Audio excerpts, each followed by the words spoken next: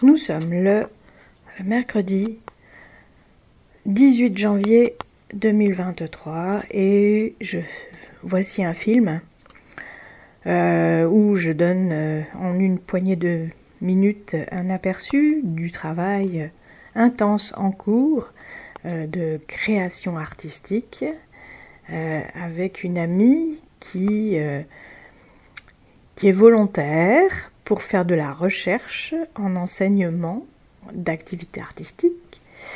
Et voilà, je fais ce travail avec elle d'une manière bénévole. Et voilà, je donne un aperçu pour montrer quand même que même si actuellement je suis une travailleuse privée d'emploi, je travaille, je suis active. Et je fais tout ce qu'il faut pour être vraiment très efficace dans mon métier. Et mon métier, c'est d'être une artiste, une enseignante en activité artistique et aussi de faire un travail social. Voilà. Avec tout ce travail, pour moi, ça peut aussi, j'ai envie que ça ait des effets positifs sur ce qui concerne le domaine social. Voilà. Alors, ça avance. Et voici des images. Donc il y a des lectures de poèmes que je lis, des poèmes que j'ai écrits.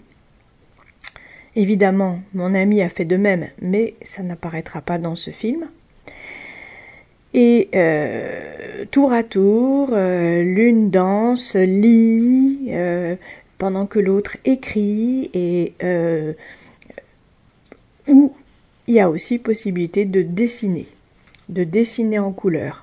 Voilà, il y a une petite installation qui permet, voilà. Et c'est très très actif, c'est très dynamique, c'est formidable. C'est un travail intense mais enthousiasmant. Prince Valium est le réconfort des dames déçues. Elles s'endorment au bois dormant et vivent au jour le jour, comme des somnambules.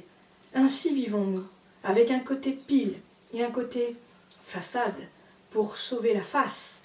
Que de produits hypnotiques devons-nous avaler?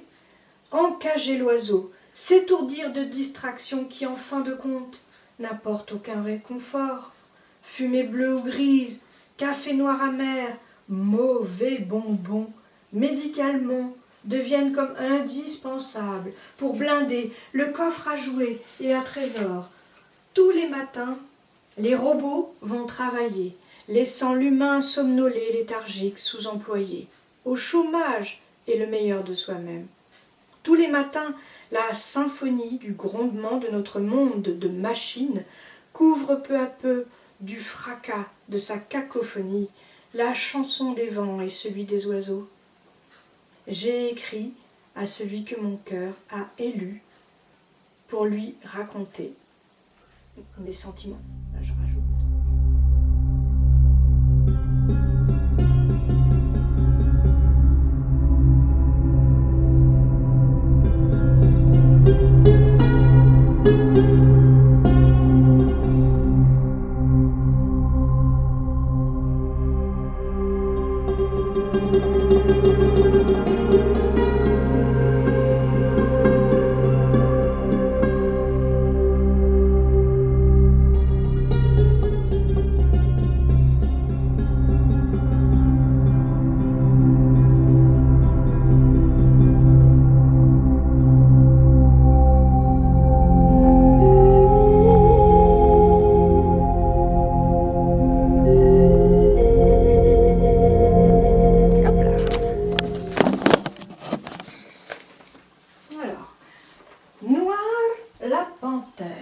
Et là, ça serait mieux avec des lunettes. Parce que sans lunettes, c'est pas possible. Alors, est-ce qu'on peut mettre la lunette? Oui.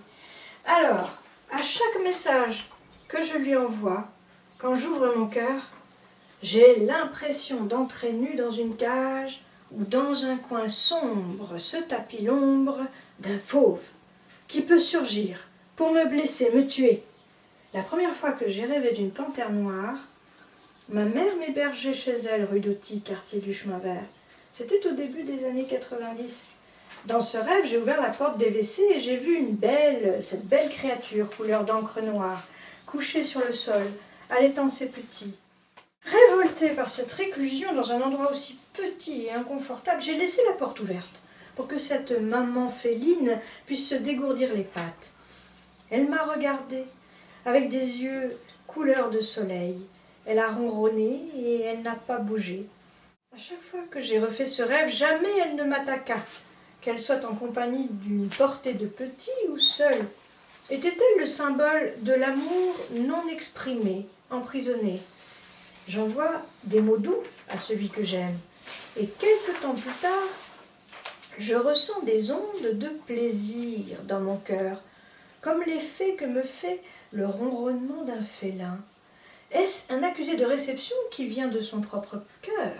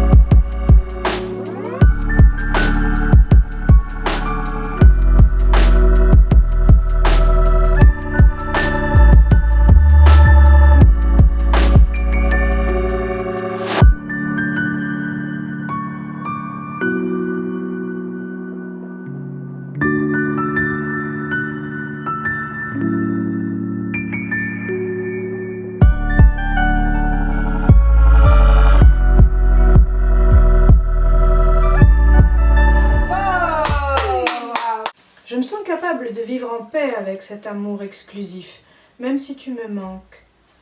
Personne n'a jamais pris ta place dans mon cœur. Personne ne le peut, ni ne le doit. Depuis le temps qu'il est dans mon cœur, je sais mieux vivre avec ce bel amour, précieux, car unique. Et c'est grâce à lui que j'ai découvert que le célibat a des avantages indéniables. La liberté est un bienfait et un droit dont je ne veux priver aucun être aimé. Le respect et la confiance mutuelle sont la base des plus belles relations. Je ne vois pas de meilleure chose à faire que de te transmettre l'amour que j'ai accueilli dans mon cœur pour toi. Je n'ai pas réussi à le faire quand j'étais plus jeune. C'est en commettant des erreurs que nous apprenons. Je veux guérir avec toi de nos blessures d'enfance, en exprimant enfin tous les mots doux et tendres que j'ai envie que tu connaisses. Je veux pouvoir m'affranchir des mots, M-A-U-X, en ayant le courage d'exprimer les mots gentils, les M-O-T-S, gentils et bons, avec ma voix, avec mon corps, afin que mon âme puisse parler à la tienne, les rédiger et les envoyer vers tes beaux yeux. Et déjà pour moi une belle épreuve. Gros bisous, Christelle.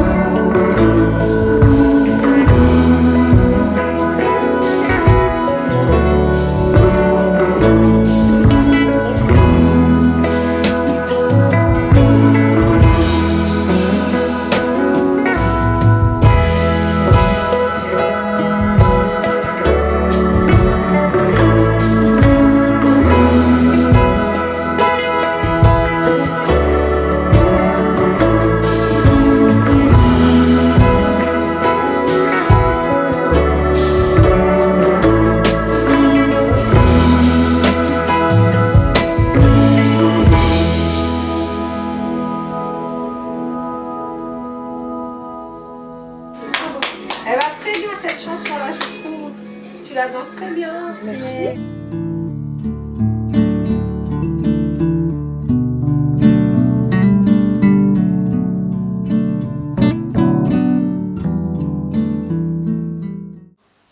Ce sont les autres hommes qui ont des raisons d'être jaloux de toi, pas l'inverse. J'ai toujours été célibataire et je n'ai pas mis d'enfant au monde. Depuis 10 ans, je vis enfin sans tourment secret, apaisée de vivre en respectant la préférence exclusive, naturelle de mon cœur. Je me fiche du qu'en dira-t-on, je me sens soulagée et libre. En 2014, c'est ton surnom, ton prénom et ton nom que j'ai fait tatouer dans ma peau. Tu es toujours avec moi, nuit et jour. Ainsi, je souffre moins d'être loin de toi physiquement, car ce fut une souffrance pendant des années, que j'en ai conscience ou pas. Prends grand soin de toi. Gros bisous, Christelle. Ouais, ils sont tous beaux, tes textes. Ils apportent tous quelque chose.